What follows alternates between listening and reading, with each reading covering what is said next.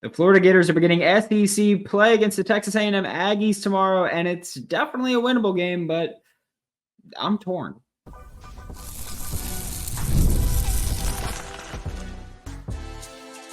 You are Locked On Gators, your daily podcast on the Florida Gators. Part of the Locked On Podcast Network, your team every day.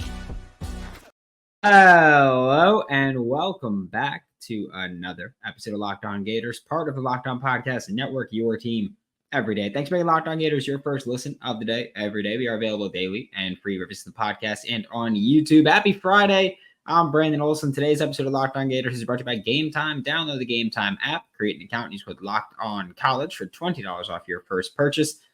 And I am very torn on this Texas A&M at Florida game.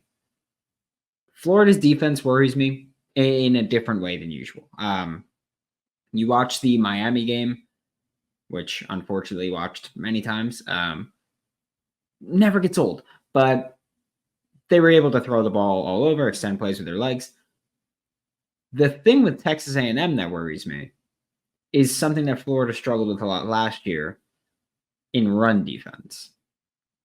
Now, I said this yesterday on the crossover edition of the show with Andrew Stefaniak of Locked On Aggies, and I was telling him that Colin Klein, the offensive coordinator of the Texas A&M Aggies, reminds me a bit of Chip Kelly, not in the sense of I'm saying that Colin Klein will become a great Power 4 head coach and then an NFL head coach or anything like that, but in the sense of the run game that they draw up is similar to me. They get really creative fronts, get you moving one way, run the ball the other way, use counter to get you a little bit aggressive, use guard, spin, and pull and get creative with things. Colin Klein does a really good job with window dressing the run plays. And then after they snap the ball, so the window dressing is done, actually giving yourself numbers. And that's what Colin Klein does really well in the run game. We've seen explosive runs. And I'm dating back to his Kansas State days as the offensive coordinator, just because I don't think that the 2-game sample size with Texas A&M is enough to truly say, this is what he's doing here, this is what he's not doing here. So I'm including the Notre Dame game at least, and I'm including his Kansas State run. But I just think that when you look back at what Florida struggled with last year, and we go back to a game like the Kentucky game, where Kentucky just came out, they weren't creative with their run game. They just came out, ran the ball down your throat with a gap-based run game, and it worked consistently. And part of the reason for it working was because linebackers were not being put in the right place, or linebackers were not going to the right place, which, by the way, that linebacker coach, Jay Bateman, is now the DC, not play caller, but DC and linebacker coach at Texas A&M. I'm scheming up those runs, like counter. We'll talk about that later. But I need to see counter for Florida's offense. But against Texas A&M's offense, that concerns me because Colin Klein is trying to create explosive runs scheme-wise. They've got players on their line. They've got players in the backfield that can make you pay. And so for me, I look at, while Jay Bateman at linebacker coach is gone, it's still Austin Armstrong there at the head of it. And those players, like some of these players that are going to be playing this week, were here last year. Like Shamar was here for the Kentucky game last year. I will say also, and Wingo was here for the Kentucky game last year. Moten was here for the Kentucky game last year.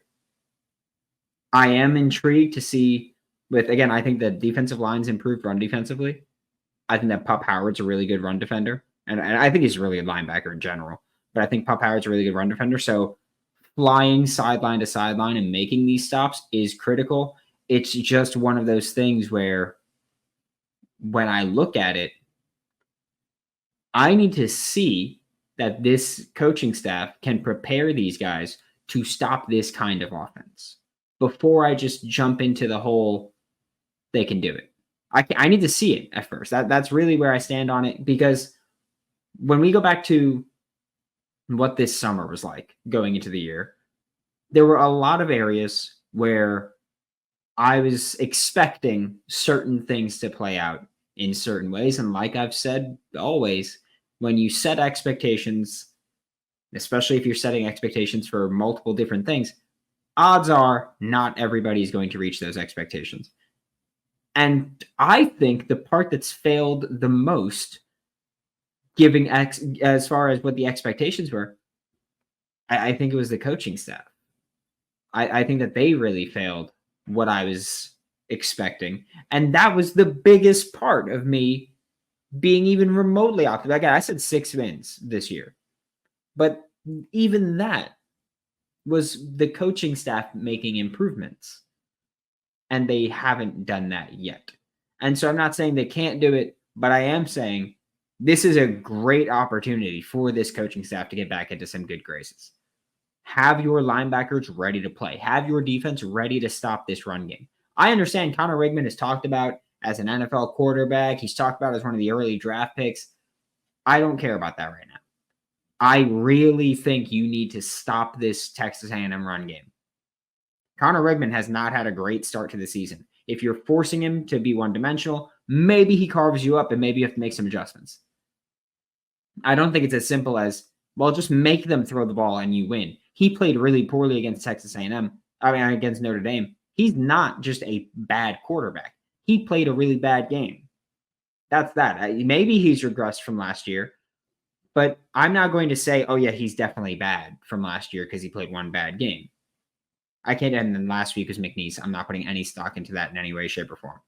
So for me, I need to see this coaching staff get these guys ready to go. I need to see this coaching staff be prepared to make adjustments if they have to.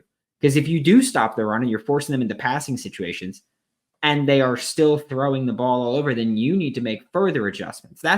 People always talk about a chess match like before the game. The chess match during the game is so much more important, I think. Because leading up to the game, you can have this game plan. You can go, okay, well, they do this, we're going to do this.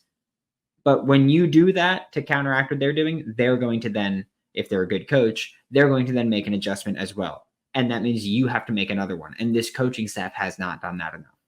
So I need to see you get your guys ready to play because this game's not going to be easy. It's going to be a pretty physical game.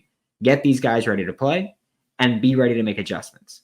I will say as far as the pass rush goes, which for Florida has been not nearly as prevalent as it should have been, which it was, again, this offseason. It was something I said, I think you can be better than you were last year as a unit, but you did still lose your best pass rusher from last year. And I know that every time I mention that, I get comments, stop talking about Princely. I don't care. I don't care how anybody feels about it. He was a really good pass rusher. That's a fact.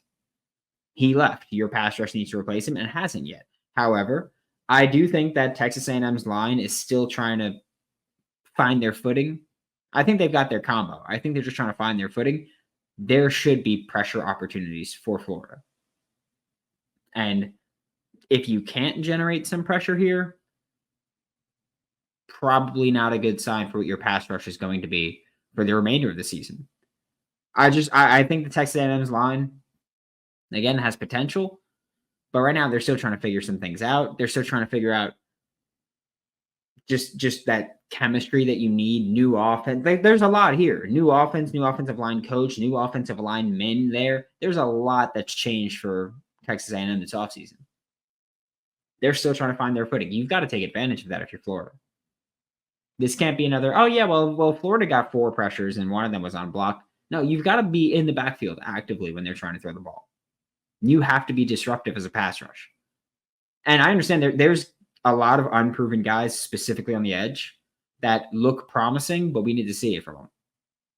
The George Gums, the TJ Searcy's, LJ McCray should play more. There's a lot of guys out there that can make some plays. But we need to see that happen more consistently. Otherwise, it's going to be another rough go of things. We are going to talk about the Florida Gators offense next on Locked On Gators. Passion, drive, and patience. That's the formula for winning championships, and it's also what keeps your ride or die alive. eBay Motors is everything you need to maintain your vehicle and level it up to peak performance with superchargers, roof racks, exhaust kits, LED headlights, and more. Whether you're into speed, power, or style, eBay Motors has you covered with over 122 million parts for your number one ride or die. You'll always find exactly what you're looking for. And with eBay Guaranteed Fit, your parts guaranteed to fit your ride every time or your money back. Because with eBay Motors, you're burning rubber and not cash. Well, the parts you need at the prices you want, it's easy to make your car the MVP and bring home huge wins. Keep your ride or die alive at ebaymotors.com. Eligible items only. Exclusions apply, and eBay Guaranteed Fit is only available to U.S. customers. When you're hiring for your small business, you want to find quality professionals that are right for the role. That's why you have to check out LinkedIn Jobs.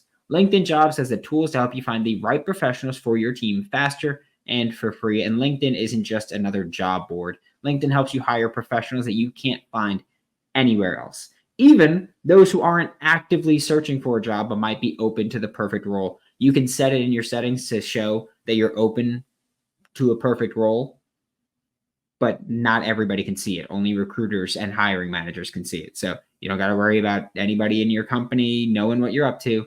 It doesn't have to happen. In any given month, over 70% of LinkedIn users don't visit other leading job sites. I never have. So if you're not looking on LinkedIn, you're looking in the wrong place. I'm just saying, post your job for free at linkedin.com/lockedoncollege. That's linkedin.com/lockedoncollege to post your job for free. Terms and conditions do apply. Thanks for making Locked On Gators your first listen of the day. Every day we are available daily and free reviews in the podcast and on YouTube. And the Florida Gators offense this week, probably going to look interesting because Florida did not release a depth chart, which I'm not getting into. That's just a waste of time to get into that right now. But the expectation is that Graham Mertz will start with DJ Lagway as QB2, but both will play apparently. So regardless of who starts, both will play, right? Great. I think, first off, DJ Lagway should start the remainder of this year. Graham, a horrible game against Miami. DJ looked good against Samford. And again, I don't just mean the stuff where you go, oh, it's Samford, though. I mean, the arm talent was there. Reads need to improve, of course, but Graham's been slow on the reads as well. So if you're going to have someone who's slow on the reads, someone like DJ with more arm talent can get the ball there, even if he's a little bit late. He can make the plays with his legs that he's going to need behind an offensive line that hasn't looked good, right? DJ Lagway, I think, gives you the best chance to win. And this isn't a knock on Graham at all. This is me saying Billy Napier's in a spot where, honestly, I think he's cooked no matter what. I think he's done no matter what. But if you want to give even a glimmer of why you should keep your job, you need to do what puts you in the best position to win games. And I think that's DJ Lagway. I think he makes your offense so much more explosive.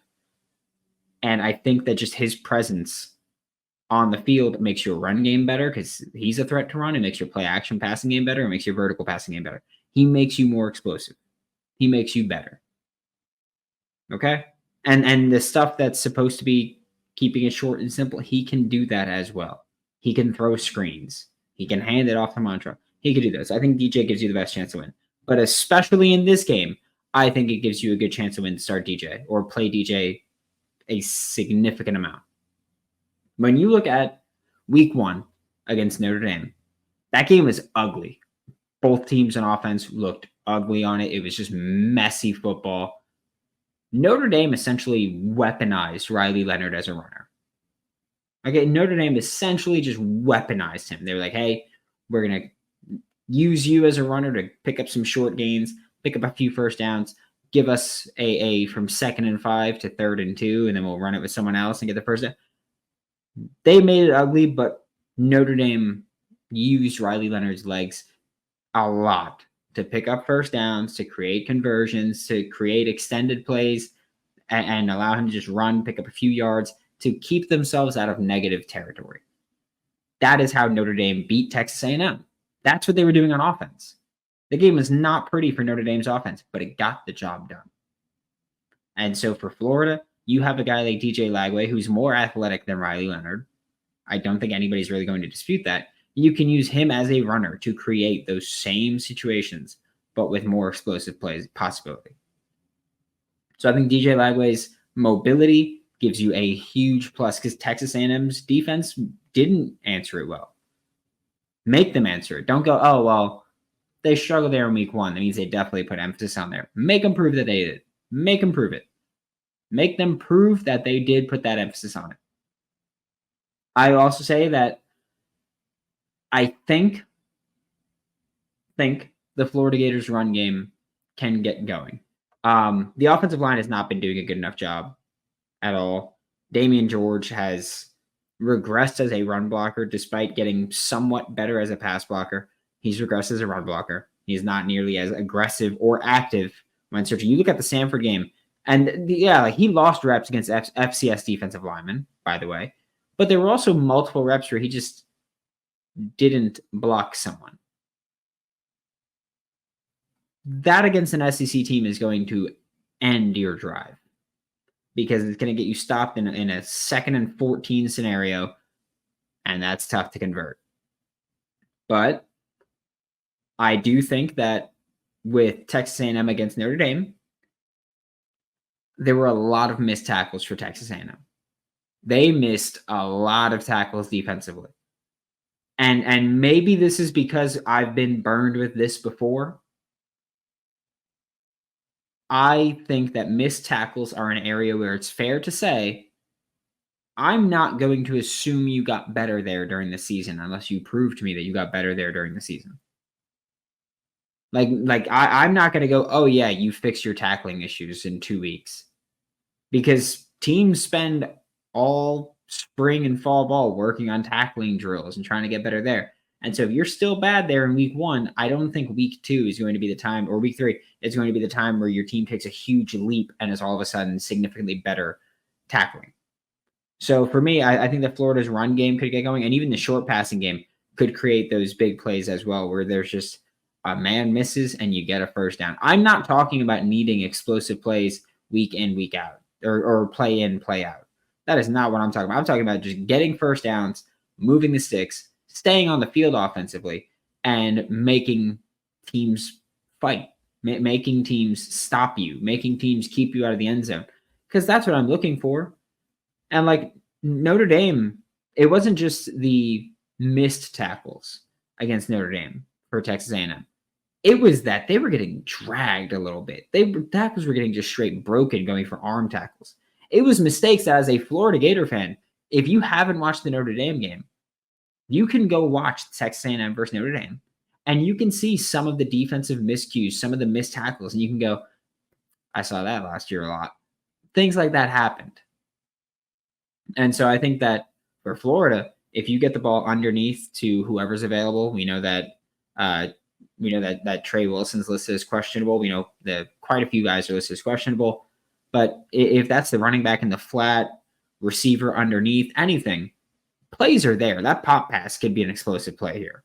Like this is the thing where Texas A&M struggled tackling. You can take advantage of that. I will also say that, and last time I said this, Florida didn't do it at all. And I need them to listen to me this time. I know someone watches it. I know someone watches or at least listens. When Florida played Miami prior to the game, I said, even though I was skeptical of Miami's defensive line gelling in week 1, I'm still keeping a tight end in to pass block a lot. And it's going to be Hayden Hansen in pass pro a lot. He was in pass pro 3 reps, 4 reps against Miami. That's nothing. That's absolutely nothing. He needs to be in pass pro, especially because Nick Scorton, who Florida Gators fans, you may remember Nick Scorton because I talked about him on the show last year or in the offseason because he hit the portal out of Purdue. And I said I wanted him, and he was a player that Florida pursued for a good bit. Ended up at Texas A&M.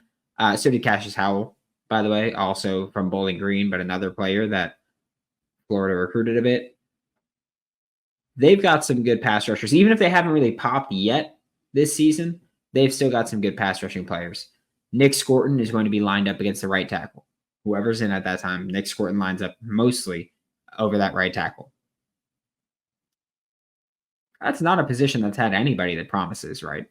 Like I need to see Hayden in there pass blocking. I need to see running backs in there pass blocking because for a Texas A&M pass rush that hasn't gotten going yet, similar to Florida. Florida's pass rush hasn't gotten going yet. Texas A&M's offensive line has had their protection issues. Florida's offensive line's had their protection issues. Texas A&M's pass rush hasn't gotten going yet. They're both in the same spot of they're about to find out because they're playing a weakish offensive line. Both teams are about to find out if they've got a good pass rush or a bad pass rush this year. This is going to be one of the things that you determine in a game like this. Because even week one, both teams played a good team, didn't have great success there. And then week two did, and you can go, well, that was a weak opponent there. Same thing there. We are about to talk about the predictions for this game, which I am dreading next on Locked On Gators.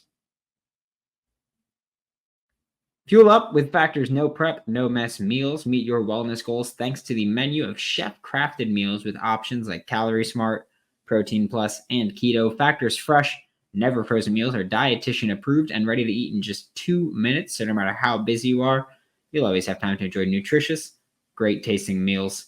And I've said it before, I carb cycle. So on days where I work out, Protein Plus. Days where I don't, Keto, easy money. Or days where I use a Factor meal, which 3 times a week, roughly.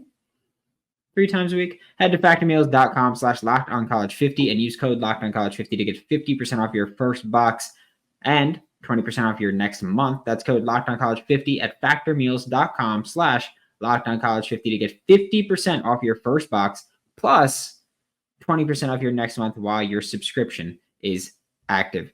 And I don't know if you guys know about the best clothing brand in college sports right now, but it's Home Field Apparel. Okay.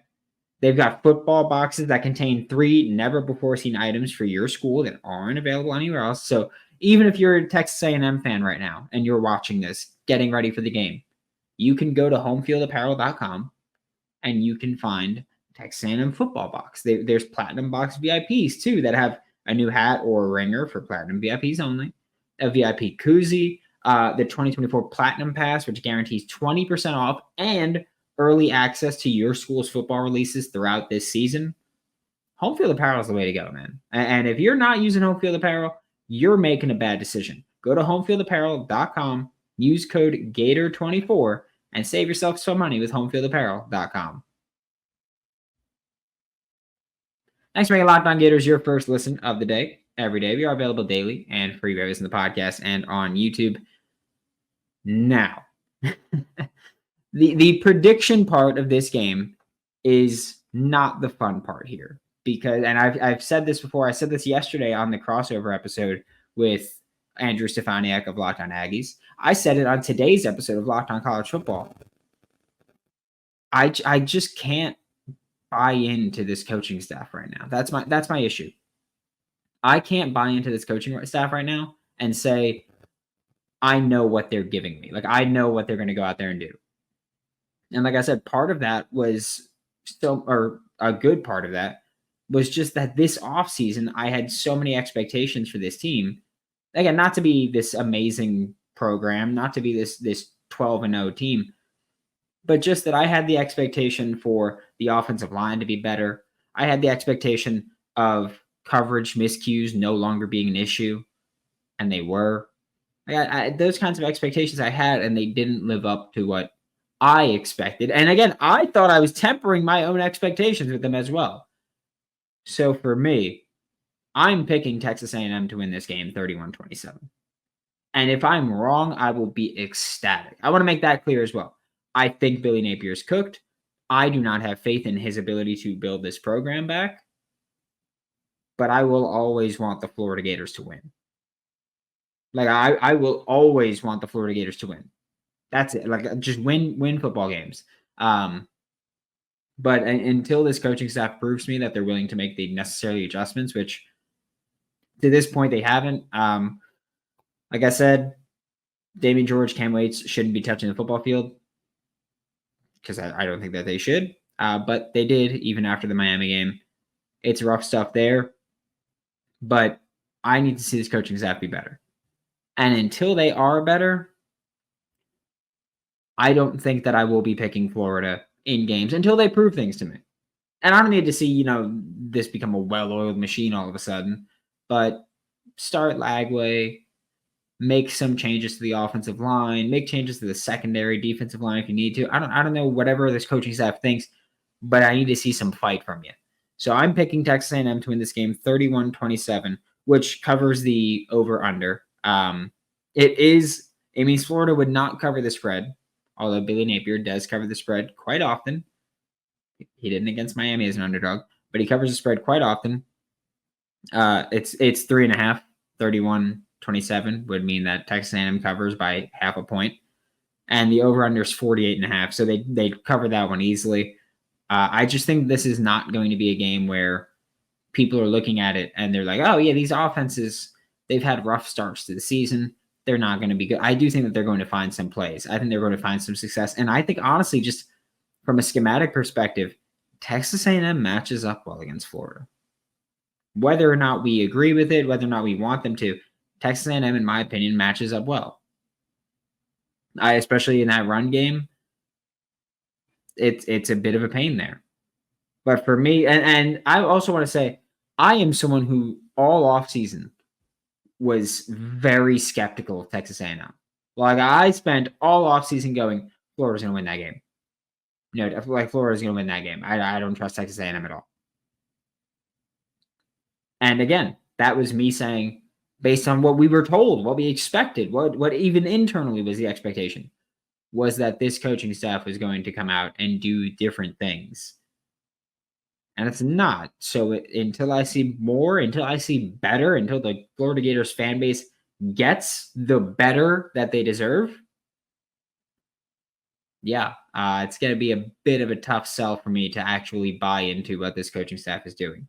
Again, I think Texas A&M games winnable. Like a 31-27 game to me, I think it's Texas A&M 55%. Like if you played this game 100 times, Texas A&M would win 55. Florida would win 45. I think these teams are close right now. And that's also sad because I don't think Florida should be close to Texas A&M. I think Florida should be miles ahead of Texas A&M. I do think Florida has a better roster as well, too. Like, I want to throw that out there. I think Florida has more talent than Texas A&M. I just think Florida's coaching staff has not had a good start to the year. Even the Samford game, there were miscues and mistakes, and we've talked about those. I think that the Florida Gators coaching staff needs to be better. And that's just how I got to stand on it. Thanks for being Locked On Gators, your first listen of the day. Every day, we are available daily and free wherever in the podcast and on YouTube.